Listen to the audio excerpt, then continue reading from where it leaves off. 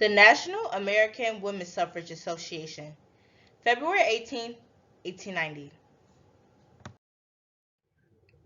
Suffragists united to form the women's suffrage movement. Women's suffrage had become a major national issue.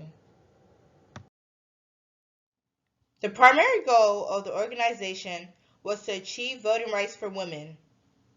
Their strategy was to gain women's suffrage for women state by state. Its membership, which was about 7,000 at the time it was formed, eventually increased to 2 million, making it the largest voluntary organization in the nation. From the 1890s to the 1920s, two organizations, the National Women's Suffrage Association, NWSA, and the American Women's Suffrage Association, AWSA, merged to form the National American Women's Suffrage Association, NAWSA, that advocated in favor of women's suffrage that was happening in the United States.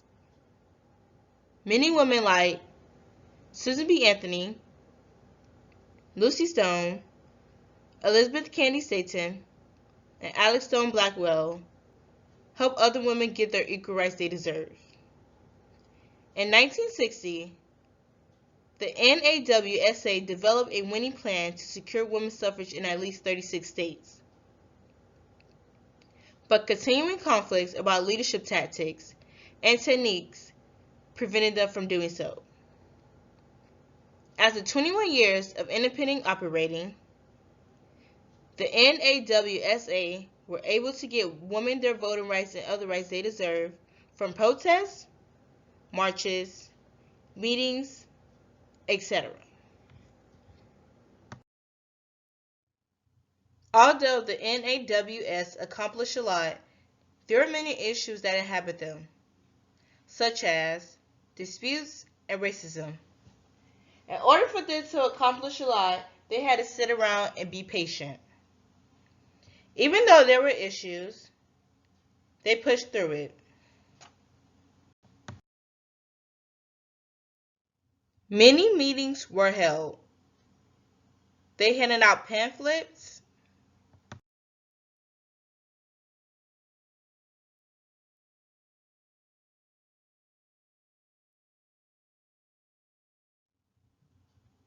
letters,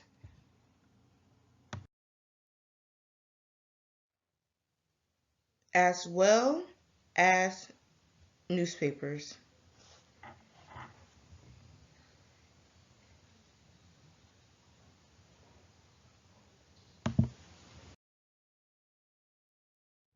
They also went on marches and parades. In 1913 was the first suffragist parade in Washington, D.C. It was also the first large organized march on Washington. The NAWSA gave out speeches.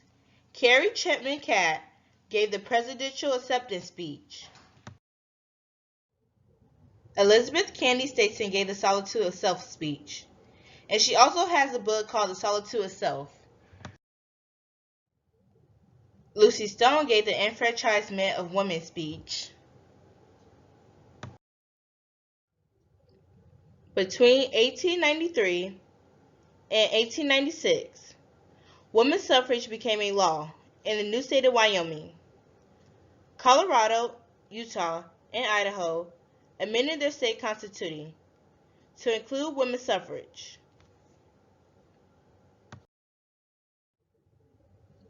In 1910, the NAWSA began to try to appeal more to women beyond the educated classes and moved to a more public action. That same year, Washington State established a statewide women's suffrage. Followed in 1911 by California, and in 1912 in Michigan, Kansas, Oregon, and Arizona.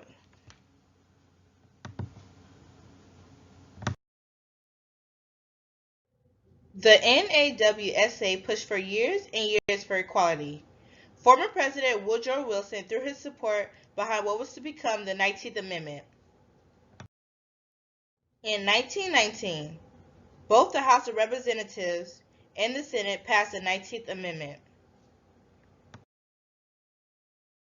The amendment extended the right to vote to women. On August 18, 1920, the 19th Amendment went into full effect.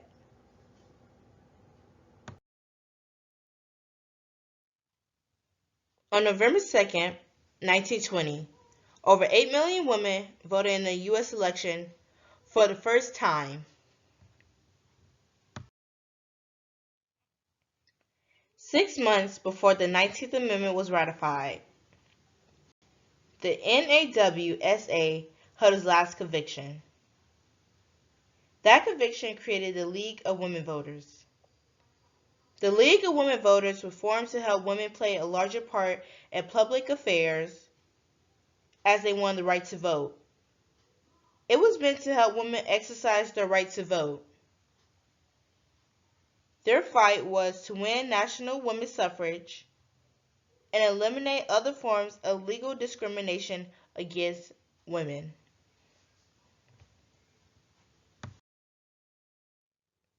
Maud Wood Park was the first president of the League of Women Voters.